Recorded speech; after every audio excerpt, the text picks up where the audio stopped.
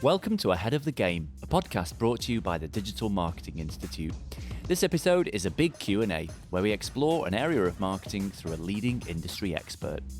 I'm your host, Will Francis, and today I'll be talking to Paul Ace about conversational commerce, or CCOM as he refers to it, to learn how we can employ smart automation and conversational tactics in our marketing. Paul is the founder of Amplify CCOM, which helps businesses acquire customers through a blend of mostly automated experiences alongside some human interaction too. We'll talk about how those two elements work together, how Paul discovered this channel in his previous career as a wedding singer, and what tactics he employed, and what you can try right now to automate and improve your sales funnel. Paul, welcome to the podcast. It's great to have you on. Great to be on a podcast with a fellow Brit as well. Well, it's few and far between. Well, look, you live and breathe conversational commerce. I think a good way to start the conversation would just be to sort of set out the terms, really. Just take a minute to fully define for us what conversational commerce actually is. Yeah, so if you go back like 10, 20 years ago and you look at like how internet marketing was done then, it was literally like people learned what these things were, like landing pages and being able to just get someone to opt in and buy something. And that was about as far as it went. But as time has gone on, expectations have got higher and higher and higher and higher. And this need for personalized communication and instant gratification has just been massively important. So over the last 4 or 5 years, some people call conversational commerce like chatbots, but it's far beyond that. Conversational commerce is about creating a 80% human-like experience and then a 20% human experience. That's the way we look at it. So what that means is for someone who is going, for example, let's say you go to a website and you're looking and browsing on there, and then you get a message that pops up say, "Hey, I just wondered if you need any help." Now, at that point, that's automated. But then the conversational part of it might then, maybe the first 2 messages might still be automated based on the replies. But then from there, then it might hand over to a human to finish that conversation off. So conversational commerce is really looking at that hybrid between using state-of-the-art automations that are out there that can recognize what people are saying and respond in a human-like way. And then at the same time, also then handing over to humans at the right time to offer that an amazing customer experience, to close, 1, increase conversion rates, and 2, offer a better customer experience. So is it clear where the kind of handoff between automation and humans is? If it is, then they're not doing it right. So we look at, that's why we don't say we do an 80% automated experience. We do an 80% human-like experience. So it appears to be 100% human, ostensibly. Yeah, so somewhere very close, right? Yeah. So, that, for example, if we're using something like SMS, well, the first message will be just, hey, it's Paul from Amplify. Just wanted to see if something went wrong. I noticed you started checking out. And then then they reply to you from that. And then the first response might pick up a key word that they've said, "Oh, I struggled with the checkout." And then you might have an automated response that goes on that. However, you might just roll over straight onto a human at that point. So what I would do is go, "What went wrong?" And then from there, then they go, "Oh, well, I was asking a question about this." And you're like, "Great, cool, I can answer that for you." And then that sale that previously would have gone, "Why did they leave? I don't know."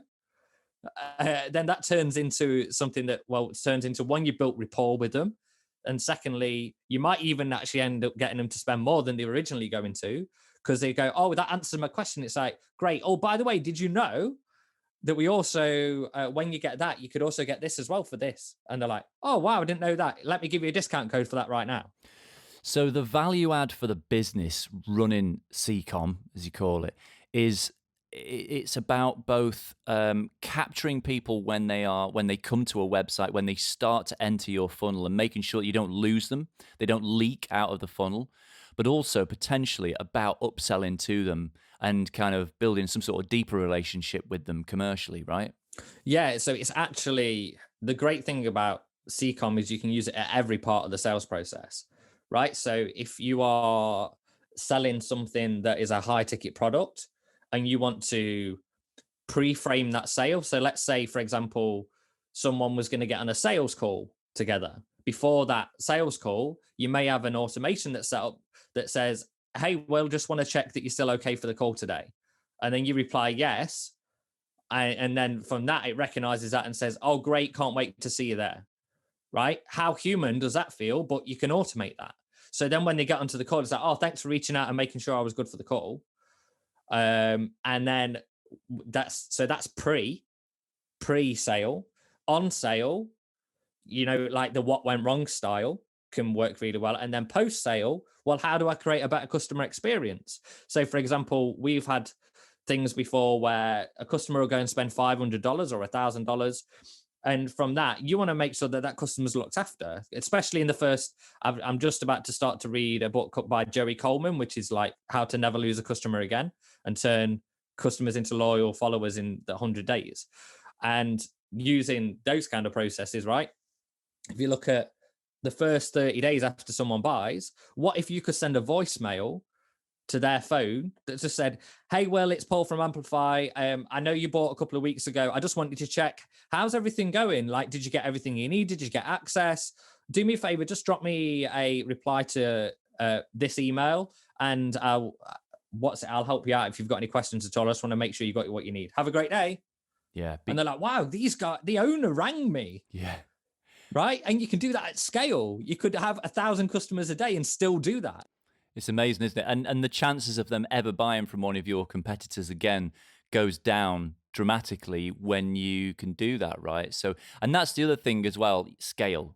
That's what it's about, isn't it? You could do this. You could do conversational commerce yourself, but you'd be able to service about like 2 customers. So it's about being able to scale it. Is there potentially any limit to that? I don't suppose there is there? So you look at it different of what scale you're at. So I take the example of personalized video messaging, and this is how wide conversational commerce is, right? So it could be personalized video messaging, it could be conversational SMS, it could be messenger bots, it could be voicemails, it could even be back and forth email conversations, whatever it is, whatever the platform. But in terms of personalized video messaging, now we used to have an e-com business selling bridesmaids dresses. I would send a personal video message to every single person who requested a sample of the bridesmaid's dress. Every single one. And we had an automation that set it up. Basically, I got a notification on my phone that said, record a video. Bang, done. Right? It took 30 seconds. However, if we were selling 1,000 dresses a day, that wouldn't have been sustainable. So what would I have done? I would have moved that part of the conversation down the funnel.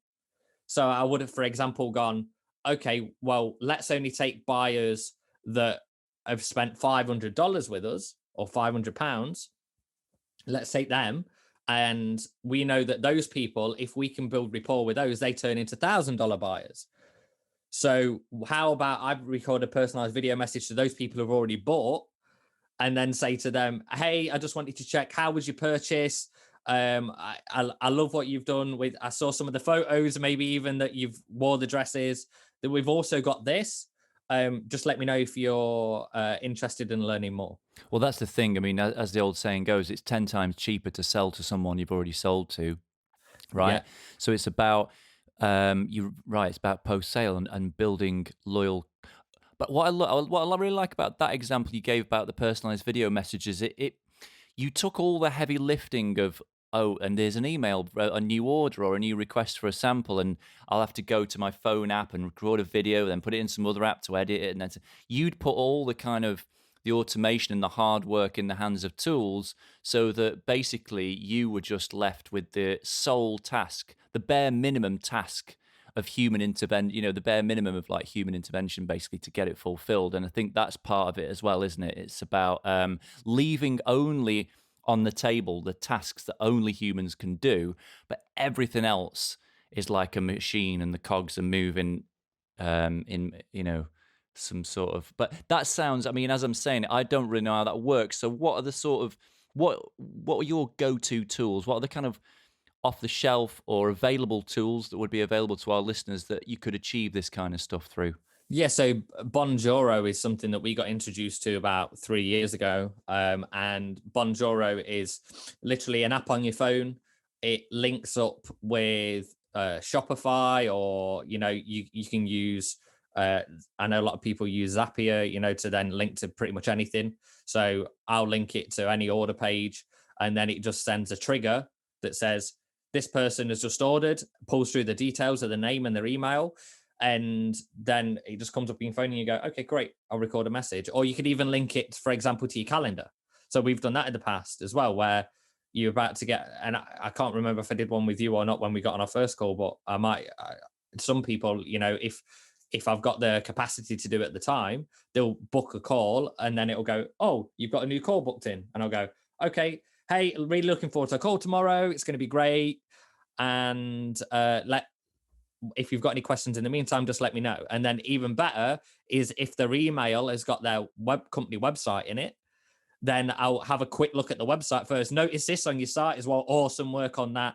Right. So they're like, oh, wow, this person's actually done their homework. Yeah. Yeah, that's it, isn't it? It's about being more informed when you go into the sales process, right? As part of that as well. Okay, so this sounds great, but do you think it only works for purely e-commerce companies, i.e. people who sell stuff on a website, or can it work for other companies as well? It works for anyone who would make more sales if they had a conversation with a customer, which is most businesses, right? So I know we spoke just before we started recording about like a car dealership. Okay, one of our clients, so I said, hey, we've got this new SMS processor that we are doing, and she said, oh, I actually just bought a car over SMS. Wow. Right. spent a significant chunk of change on a pretty much a brand new car, because she was like, I don't want to be on the phone. I haven't got time. But if she can have back and forth text message with someone that throughout the, like, let's say you start to build a rapport, what kind of thing you're looking for? Okay, great. And then they don't respond. So that's when we go back to automation and go, okay, cool. We'll set an automation to trigger a follow-up if they didn't respond after this amount of time. Yeah. And then we bring them back in. And as soon as they get a response, great, back to the human again. So we're not doing the heavy lifting of the manual follow-up. All we're doing is speaking to people who are actively going, yes, I'm interested in what you've got. So if it's a car dealership, great. If it's a consulting firm, great. If it's an e-com store, great. Doesn't really matter what it is. You just position the message slightly differently. Human psychology is the same. Yeah. And would you say that if I was to, ask you to make a distinction between B2B and B2C, the application of that there? So, I've done it in both. Like I say, I've had a bridesmaid's dress business, and we've also had I used to be a wedding singer. So like that conversational commerce where, for example, someone would go and opt in for our email list at a wedding fair. And then the day after, I would go through all those emails and send a personalized video message to them. Yeah. And then if it's B2B, we've done a lot with that. We just helped a client with a pretty much a dead SMS list. He was like, I'm not really doing anything with it. We pulled $70,000 out of that in 48 hours just by having back and forth conversations. I think it sounds like part of it then is also getting over the fear of bugging people with communication. I think that I come across business owners who would hear stuff like that and feel like, well, it's going to involve me spamming some people, or it's going to involve some people asking to unsubscribe. But that's just an inevitable fallout of messaging people at scale, isn't it? Well, it is and it isn't. So it's about filtering the people who are interested, right? So if I've sent you, let's say you've just opted in for something and you've gone, hey, hand raise, I'm interested in this thing. And I've sent you a message and said, hey, what went wrong? And then from there, you've replied, but then the second response, you didn't reply. So maybe you said, oh, this is what went wrong. It's like, oh, have you tried this? And then you didn't reply after that. Then Now, then it's my duty to make sure I follow up with you to make sure you've got what you need. However, if you're just going to go every day sending SMSs or messenger out, just going, hey, why have you not bought yet? Hey, why have you not bought yet? That's just going to annoy people. I mean, I actually went through someone else's sequence the other day who I know is doing really, really, really well. They're doing over $1 million a month at the moment, and they've scaled significantly. I found their process just a little bit too heavy. Right. So they followed up with me straight away. And it was like, hey, I'm online. And then about an hour later, it was like, it's really me. And then about 3 hours later, it was like, do you not want to talk? And I was like, if I wanted to talk, I would have talked. But I just let it hang on all of it because I was like, I want to see what happens if I don't respond. Yeah. Because that's what I do. I just go through and geek out all day going, I wonder what happens if I do this. Wonder what happens if I do this. Right. Okay. So it does require a lightness of touch, I suppose, doesn't it? And it's definitely not about spamming people. It's about doing what a human would do, essentially, isn't it? And it's about having a kind of a natural timing and flow to follow-ups that whether they're automated or not, basically, I suppose.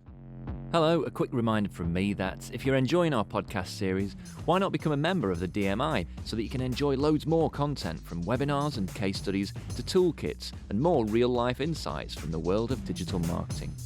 Head to digitalmarketinginstitute.com/ahead of the game to sign up for free. Now back to the podcast. It's funny, you mentioned that you used to be a wedding singer, which I presume is like quite an entrepreneurial thing. I mean, is that how you got into this? How did you get into conversational commerce? Yeah, so I was a wedding singer, and at the time, I just started to venture online a little bit, where it was like, okay, what if we created? I learned, about lead magnets and like what if we could create something there to generate some leads online instead of just doing wedding fairs all the time? Because honestly, they knacker you out. By the end of the weekend, you're like, oh wow. So we created this thing called a Dream Wedding Secrets box, which was basically an info product with all the details about what I did, but also loads of information. We also partnered up with a lot of other local suppliers and got $2,000 worth of vouchers in there as well. So we were like, hey, you get these books, these gifts, all that stuff, $2,000 worth of vouchers for $12.95. I think it was. It might have been in pounds back then. My brain works in dollars because all our clients are in the US. But yeah, it was like $12.95. So it's a no-brainer for people to get it. And we sold like 250 of them, and then we built a group of 3,500 brides. And then I started experimenting with things called like messenger bots when they first came out. And then I got more and more into this conversational side of things. And I realized, like that's really what makes a sales is people building an actual community and rapport and feeling like every single person is a human beating heart. And that's what gets forgotten in marketing. Sometimes it's just like, oh, this is how many leads I've got. No, this is how many potential human beating hearts you've got on your list right now. Yes, that's true, because it's about quality of lead, isn't it? And, anyone can get the biggest number of leads, but it's about having the right people who've got the right intention. Right, so that's got an interesting idea. You put together basically a super package of just mega useful resources and vouchers as a lead magnet. And from there started to see the value of like bringing people into a funnel and then what you could do with those people over time by basically staying in touch with them. You probably realized at some point, I can't keep up conversations with these 250 people and had to start automating it out of necessity, really. Yeah, there was a bit of that. And also I wanted to enhance the customer experience. So like I've always been a bit of a mad scientist. Like if I can figure out weird ways to do stuff, I'll do it. So one of the things that people were saying all the time in our Facebook group was, I don't know who to invite to my wedding. Right? That the whole, oh, well, should I invite them? Should I not invite them? So I was like, oh, what if we built a bot that told them who to invite to the wedding? That was one of the first things that I built. And it was called Dot the Bot, which was a guest list decider. So it would go through and it was like, are the do your parents say they should be invited? And then if they said yeah they should but they didn't, I was like, well, your parents should pay for them to come then.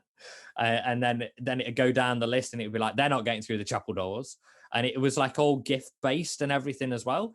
And brides loved it. And then we started to do other things, like I did a spin the wheel bot. So basically you go on Facebook, you comment and say spin. And this is when on Facebook you could just do one word comment and engagement the hell out of it. And they'd say spin, and then it'd open up Facebook Messenger. They'd click a button. It'd then do a GIF where something was spinning around, and then it'd do a random outcome based on that, which then got them to a sales page. So we were getting leads for like 20 cents. Wow, that's interesting, isn't it? I mean, do you think, were they the kind of, like all these new things, were they slightly the Wild West days where, it was, yeah, you could sort of chuck stuff together and get quite good results, whereas it must be, maybe it's a bit more competitive now, is it? And a bit harder to... It's more compliance, to be honest, than anything. I don't think it's that hard to stand out because you just need to remember that people are humans. And also when you make things, when you take it beyond just being functional and make it entertaining, that's what people want, because it's social media. One of the best books that I've read on gamification is Actionable Gamification by Yukai Chow.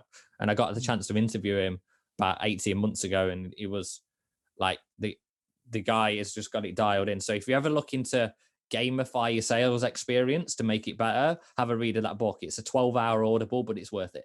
Wow, interesting. And I suppose, it's about, it sounds like it's about being sticky and engaging in better ways than your competition. And that's partly through conversations that are partly automated, like you say, interactive elements, gamification, which can be a similar thing. I get that. So what are the tools you would go to if someone's listening and thinking, might build a chatbot? What are the kind of best tools for doing that? Yeah, so we've always used ManyChat. That's kind of the biggest one, I think. Is it one of the? They got a ton of venture funding as well, which I think obviously help their growth. But they were already doing things in the right direction, and they are moving with the trend of they've now got SMS on there, they've got email, they've got they're launching Instagram on there soon as well. By the time you listen to this, they may have already launched it. Yeah. So there's a lot of flexibility there. And then we've got our own two-way SMS platform that we use to do those back and forth SMS conversations and voicemail drops and all those kind of things as well. Yeah. Okay. ManyChat. Yeah. So and building a chatbot can essentially be kind of like building a tree of options, can't it? A bit like a kind of choose your own adventure type thing with multiple choice options. But as you say, people can then have responses that are triggered by certain keywords. Yeah, so I've got a problem with my kettle. Could be like, that triggers a very certain response because that kettle keyword is in there, for instance, right? Exactly. And that's gone a lot further now as well, really, because we have things like dialogue flow. So, for example, you could go into Starbucks. I don't know if they actually got this, but like the concept of it, you could go into a coffee shop and on your phone, you could say, hey, I want a skim latte with Mariaka Waka chocolate on top and 2 sugars. Now, with the natural language processing, that can recognize all those parameters and say, okay, cool. So they said coffee, they said Mariaka Waka, and they wanted 2 sugars. And then that would pull that information through, put that through their own system. And then by the time they get to the counter, they can go and check out in that way. Or even better, they could go, actually, can I have 1 sugar? And then it'd recognize the fact that they've said they want to change, look at that parameter and then change it out. That's incredible, really, isn't it? Okay, so you on your website, you talk about your CCOM system. It sounds like you have a quite specific system that you roll out for your clients. Just give us a sort of high-level overview of the kind of main moving parts of that, and that would be interesting to hear about. Yeah, so we are really we look at it, like I say, from the 80% human-like and that 20% human experience. So we have a series of automations and proven frameworks that we already know that have worked, and we tried them with numerous different clients. So then we take those, we install those, and now what we just started doing is like installing our own customer service team as well to handle all that human rollover. And what are the kind of, what are the typical components there? We talked about lead magnets, which, for clarification, are, downloadables that you exchange an email address for, usually something like that.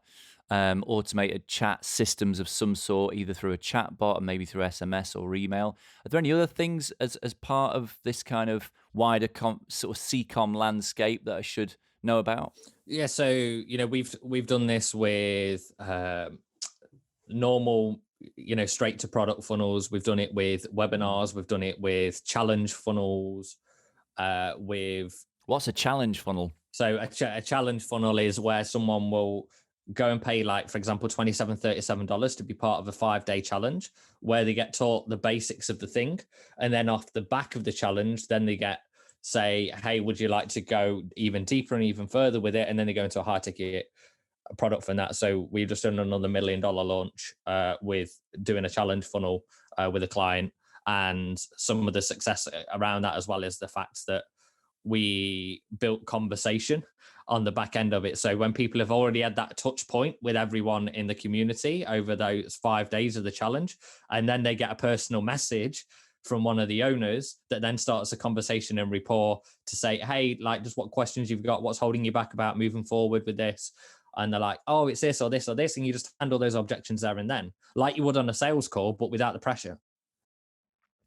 Yeah, I mean, the challenge funnel, it's a sort of lead magnet in a way, isn't it? It's a way of bringing people in and getting their information with at low stakes, and so that you then can actually start a proper conversation with them with whatever channel they use, whether it's SMS, email, whatever.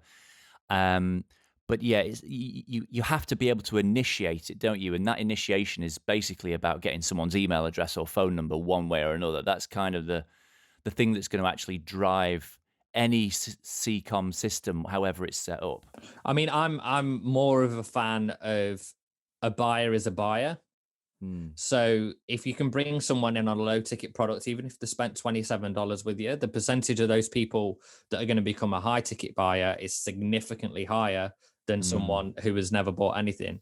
That's so I've seen people do free challenges, and some people do them really well. Personally, when we've done free challenges, there's a lot of risk on the front as well. So for example, if you do, and we've seen the numbers difference from an engagement perspective, if you do a free challenge, then you might end up with 20% of those people actually go and do anything in the challenge. The rest of it, because it's just another opt-in, right? Because they feel like they've done something. But if you've gone and spent $37, you're going to be like, okay, I'm going to go and commit to this. That's very interesting. And then, of course, once those people have spent money, just even though it's a small amount, because they've spent money with you, it's so much easier to actually spend money with you again psychologically, isn't it? And it's like cheese. Okay. So imagine you go into the supermarket, and now you don't see many of these at the moment because of COVID. However, remember the old cheese sample sections. Hi, would you like to try the cheese? How many times? Well, why would they do that? Firstly, why would they do samples? Because people try the cheese to get a taste for it. Once they get a taste for it and it's a good experience, then they're going to go and have more of it. So what we look at is if their first buying experience is a great experience, then they're going to come back and buy more. So that's the most important thing is, like, don't go and scam your customers on the first rung of the ladder, because they're never going to buy from you again. So just make sure that first experience is the best experience it can be. Okay, yeah, cool. That's good. A lot, some people listening are going to be sole traders, single entrepreneurs. Can a sole trader, a one-person business with almost no budget, get started doing this stuff? Yeah, 100%. So, for us, most of the time we're working with clients that are already doing $1 million a year in revenue plus. However, you don't need that to get started. Like, for example, the first thing you want to do is, if anyone opts in for any form or anything, your first email that you should add into an automation is hey, what went wrong? Hey, it's Will from Digital Marketing Institute. So I just wanted to check, did something go wrong? Did something break? Just let me know. So a kind of a customer care type check-in. Yeah, but not a stock, hey, I noticed you didn't complete your order. Right. That's like, oh, this is automated. But hey, it's Will. I just wondered if something went wrong. Can you let me know? Yes. Yeah, I get you. So yeah, that would be, I mean, that's cart abandonment, you know what I mean? A quick win, isn't it? Yeah, absolutely. Okay. And, you know, you talk about some quite impressive numbers with your clients. Like, give me an example. I mean, what are the most dramatic turnarounds you've personally seen with your clients when implementing this kind of conversational commerce system? Yeah, so we've had clients go from $35,000 a month to about $250,000 in 12 weeks. We had another client who we did a challenge with, and then for the first challenge we did together, the previous one they'd done 35,000, and then the next one they did 293,000. We've done multiple 7-figure launches with clients and ongoing stuff. So there's quite a lot of, it works.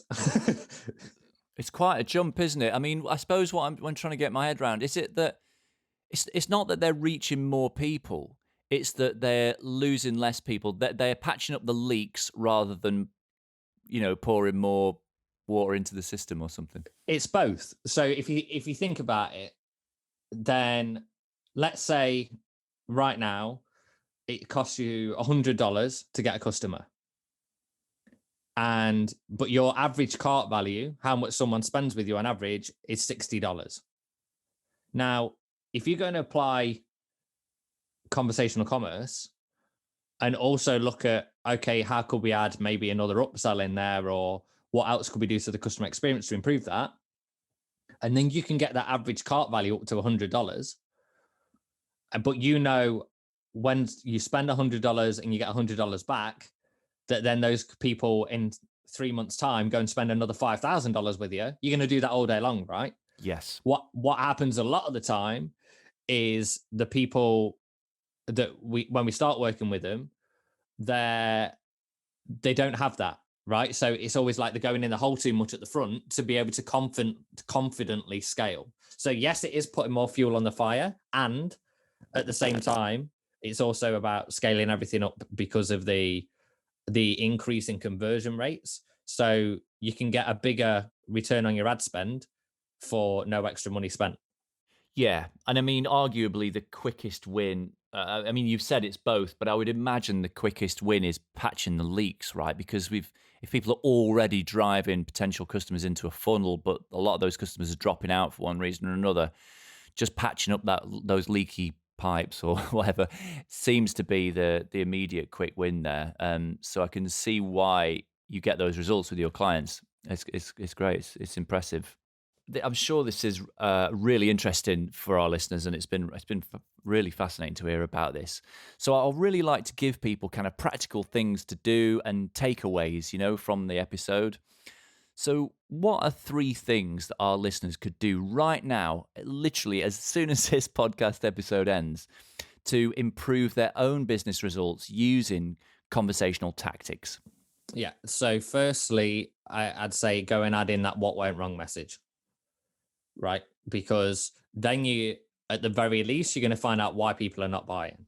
Now, is that specifically cart abandonment? That's specifically people who've started the checkout process but don't complete it? So it could be like, a normal front end product, you know, like an e-commerce product, or it could even be like a higher ticket product. It could be off the back of a webinar. It could be even in a local setting, you know, hi, it's so-and-so from the local travel agent. I know you requested details yesterday. I haven't heard back from you. Just wondered if something went wrong.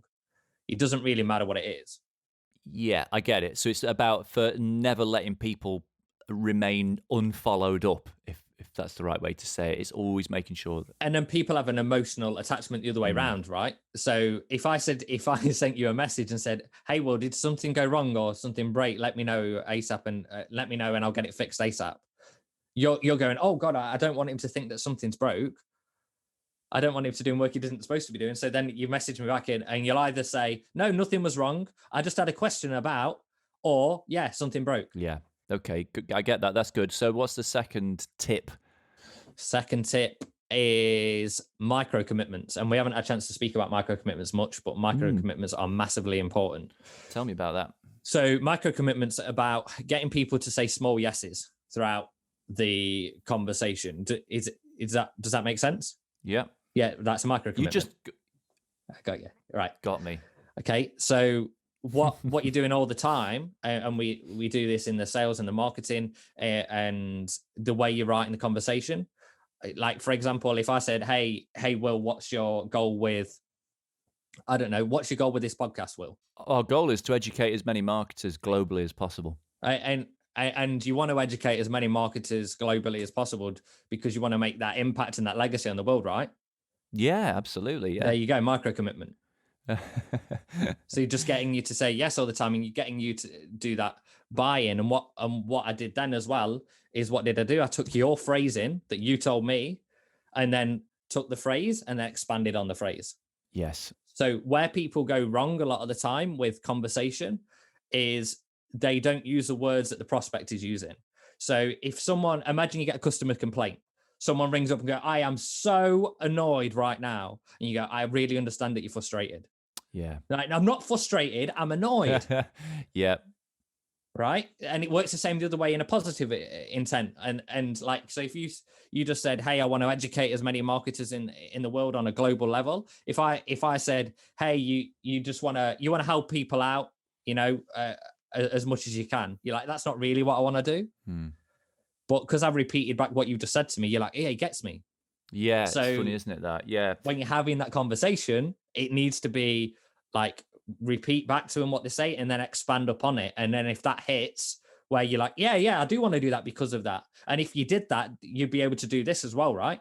And you're like, yeah, that would. So I get that. That's really good advice. So that would be a way to structure, if you're going to build, let's say, a chatbot or a conversational flow, a way to structure it is to have, to create yeses. But I think you could do that through other channels. Feels like there's other channels subtly you could do that in, just pieces of marketing. Everything. It's not a for a certain platform, even if you're writing emails. Yeah. If you're writing an email, don't write it as in, I'm writing a broadcast. Write it as, hey, have you ever felt like this? You probably have, right? And then this happens, and now you're probably thinking this. Yeah. Am I right? And people are nodding their head without knowing, and it's sort of, it's resonating with them, isn't it, more strongly? That's a very good point in terms of messaging. I like that. Yeah. Okay, what's the third thing someone could do straight after listening to this podcast? Now you put me on the spot. So third thing that you could do, to implement the sort of just to improve their results through conversational tactics in some way. Yeah, go and sign up for some of the platforms that we mentioned. Like, if you want to enhance your customer experience, if you're a sole trader, go ahead and get Bonjoro on a trial for 14 days and take everyone who in the last 90 days has replied and said they're interested in something but not bought, and go and record them a quick video message. Just say, hey, checking in. I know you requested this information a while back. I just wanted to see if you need any help or support. Yeah. Or have you solved that problem now? If you have, let me know, and I'll take you off this list. Here to help. Yes. I think that there's two really good points in there. One is, a lot of these services have free trials, and I'm always telling people that in my workshops, like, go and avail of them. You get to use really great software for free. The second one is play around. I get the sense you're a tinkerer, and I think you said you're a bit of a mad professor. You've spent a lot of time playing around and experimenting with these tools, and there's not really a shortcut to that. I think you do have to just get your hands dirty and get stuck in, really, don't you? The only shortcut to it is finding someone who's already done it. Which is you. Maybe. So come and find you and pay you to do it. Exactly. So, well, that's great. Thanks so much, Paul. That's very insightful chat, and I learned a lot, and I'm sure our listeners did too. Just to close, tell everyone where they can find you online. Yeah, so you can go to amplifycom.com. So if you want to amplify your business with conversational commerce, then go to amplifycom.com, and there's free resources on there to help you out. There are indeed, and they're great. Thanks very much, Paul. Really appreciate your time. Thanks very much, Will. If you enjoyed this episode, subscribe wherever you get your podcasts. And for more information about transforming your marketing career through certified online training, head to digitalmarketinginstitute.com. Thanks for listening.